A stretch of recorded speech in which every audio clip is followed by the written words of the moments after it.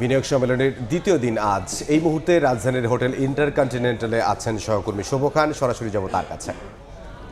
শুভ, বিনিয়োগ সম্মেলনের দ্বিতীয় দিন চলছে। তো সকালের দিকে আমরা যেমনটি জানি, জাপানি অর্থনৈতিক অঞ্চলে যারা বিনিয়োগকারী বিনিয়োগ সম্মেলন উপলক্ষে ঢাকায় এসেছেন তাদেরকে নিয়ে পরিদর্শনে গিয়েছিলেন সরকারের ঊর্ধ্বতন কর্মকর্তারা। সে প্রসঙ্গে আমরা পরে আসবো।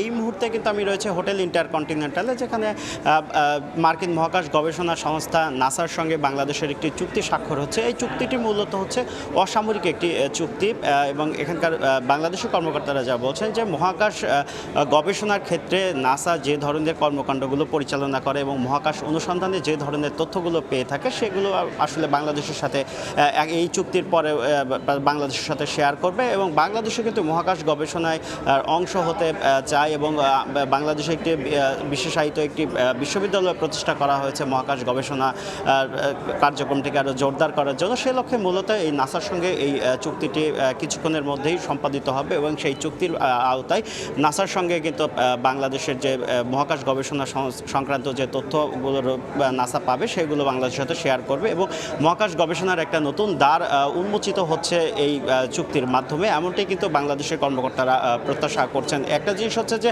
এতদিন কিন্তু আসলে নাসা যে ধরনের মহাকাশ গবেষণার ক্ষেত্রে যে ধরনের অভিযান পরিচালনা করতো সেগুলো কিন্তু আসলে জানার সুযোগ ছিল না, যেহেতু বাংলাদেশে একটি বিশ্ববিদ্যালয় প্রতিষ্ঠিত হয়েছে, মহাকাশ গবেষণা সেখানে কার্যক্রম চলমান রয়েছে। সুতরাং নাসার যে কারিগরি বা অন্যান্য যে জ্ঞানগুলো আছে সেগুলো যদি বাংলাদেশের যারা তরুণ প্রজন্মের শিক্ষার্থী বা গবেষক যারা আছে তাদের মধ্যে যদি বিনিময় হয়, তাহলে কিন্তু এই মহাকাশ গবেষণার ক্ষেত্রে বাংলাদেশও কিন্তু অনেক দূর এগিয়ে যাবে, সেটা কিন্তু বলাই যায়।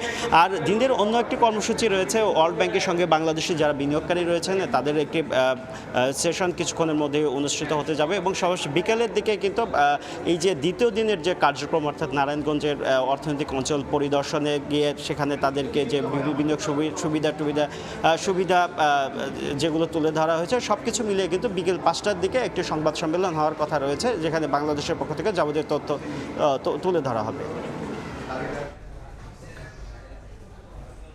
হোটেল ইন্টারকন্টিনেন্টাল থেকে সহকর্মী শুভ খান।